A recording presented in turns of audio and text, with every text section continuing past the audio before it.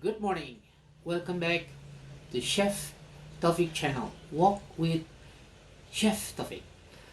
This morning, next cooking for third recipe, I would like to explain you how to make nasi liwet. Nasi liwet is very simple cooking, and this is traditional rice from Sundanese. This is third recipe beside pepes oncom, pepes tahu, and gado-gado. Nasi liwet means rice mixed well with herbs spicy.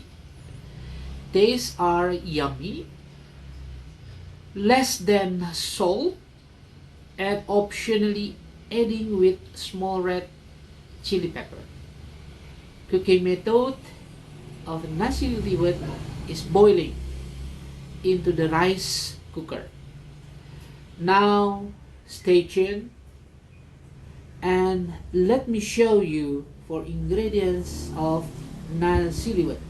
Carry on please. Ingredients of nasi liwet are rice 300 grams, salt 5 grams, shallot in down here only 5 grams, lemongrass 5 grams, bay leaf 5 grams, and a little bit seasoning powder. And then for water, it's around 400 milli.